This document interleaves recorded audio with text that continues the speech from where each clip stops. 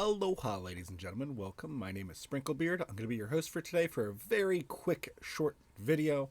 The video is about there is a fusion event that usually happens once a month over on Raid Shadow Legends. So how do you know when the event has started? How do you know when things are going? So your immediate alert is right here. So this little yin yang or a 69 symbol is your fusion symbol. So that's how you know that there is a fragment event going on. These are other fragments I have, but somewhere in here, if I scroll through everything enough, we should stumble. Oh, he looks cool. I want a legendary dog. It's a puppy. Ooh, I want him. I don't know much about him, but I want him. But anyways, this is how you would know that there's a fusion event going on. As you can see here, we have 2 weeks, 3 days, and 8 hours to fuse Mother Cybele. I've been seeing some people talk about her, and there is a lot of people unimpressed with her. As a support, I think she's plenty fine. I think she's absolutely good. I'm a little sad that people have written her off so steadily.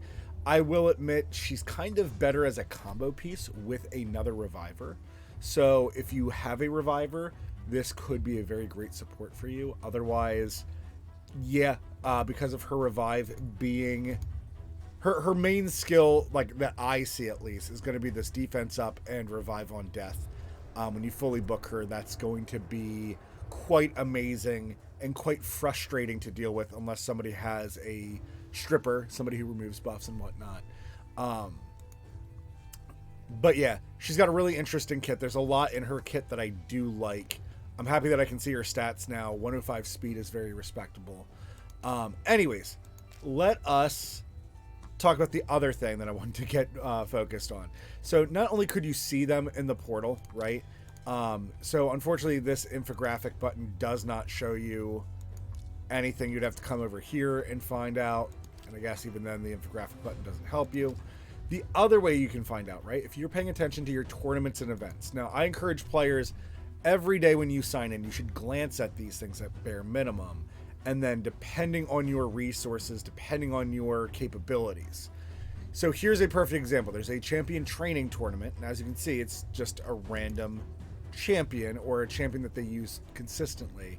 And as you can see, there are no shards here on the right-hand side for Mother Cybele.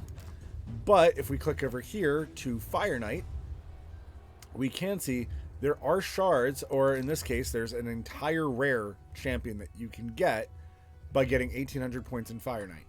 I am not saying that this is going to be easy for every player. A lot of these events are unfortunately tailored much more towards your end game users than your early game users. However, it's something I want you to be aware of. So Mother Cybele is featured here, here, and here. Guess which tournaments in this case that we would want to participate in if we were in fact going for Mother Cybele, right? So they did a pretty good job of making it very clear. It's something I appreciate. The points can be very hard to earn, so ooh, I need to finish that up. Oh, that's right, I haven't really played too much this morning. But yeah, again, so here we have Ashwalker is hiding at 32,000. We have Hellfreak hiding at 1850. So Dungeon Divers. The big hint I'm going to give for Dungeon Divers, if anybody's ever struggling with Dungeon Divers, one easy way, and what I consider to be easy for your new players and free to play, is if you go into Spider, and you go specifically to Spider 10.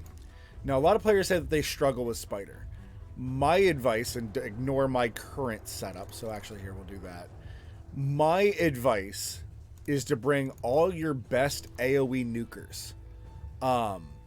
So here, Mashaled might be taken out if I had somebody else that I would say does 2 different AoE splash attacks, right? That are pretty big, or one that's on a pretty low cooldown. So thank you, Found. Like Lord Chamfort, his A2 is on a decent short cooldown. Otherwise, you could bring somebody with an attack boost like Seeker or Gorgorob. The point that I'm trying to show with this, though, is that Ninja would be perfectly fine for most purposes. If you bring all your AoE nukers, you can keep all the little spiderlings consistently dead, right? And if they're never alive, they're never going to attack you. And then the mother is a lot less fearful or frightening because she doesn't have the little minions to feed off of to regenerate most of her health. This is a very, very easy way to be able to do Spider 10. Why am I suggesting Spider 10 then? And why am I bringing Grush into Spider 10? The big reason why is that the loot table for Spider 10 is heavily favored towards 5-star items. Understand, a lot of them are going to be green. That is fine. So either you A, get items from Spider that are green and therefore remotely usable, not terrific, but usable until you find something better, right? And an item is still better than no item, and a green item is still a lot better than gray. Just having that one other slot unlocked can reveal a lot about the item, or maybe you get speed, or maybe you get accuracy as a substat. And both of those things can just be a big boon to your character, right? The other thing is, if they're green items, and let's say you're past the point where you're like, I can't equip green items anymore, like, it feels terrible, I don't feel like the stats are worth it on a green item, having 3 locked slots is too big of a deal to me. Well, now you have free 5-star sellable items, only at 12 energy, and a lot of the rings, amulets, and whatnot do sell for higher on average, and I do stress the word on average because it's not every round. You'll have certain rounds where you're only earning about 8k gold, but you'll be consistently getting 5-star items of green to purple variety on a pretty consistent basis, which will help you score a lot of the points for the dungeon divers, and it will give you a lot of silver. In my opinion, that is where I currently am farming silver consistently. You saw that I have a Royal Guard. I'm literally working on a Royal Guard to get up to Spider 20 to potentially stop, as I circle my gems, to currently stop my silver problems in game. So that will be the goal. I'm sure that during this event, there is probably going to be a champion training. And if there's not, no big deal. I'll do something to just level up Royal Guard and get moving on him. Guys, that is it for the video. I just wanted to point out something very quick and simple. A lot of these fusions can be very difficult for new players. The bigger thing that I want to show off is that you have a chance to get either some free rares. Holy crap, that weapon. I like how the ogres, they're starting to add more interesting designs than just big naked ogres. Yeah. But this is a chance for you to get some either rares, or don't necessarily have to look through every rare, right?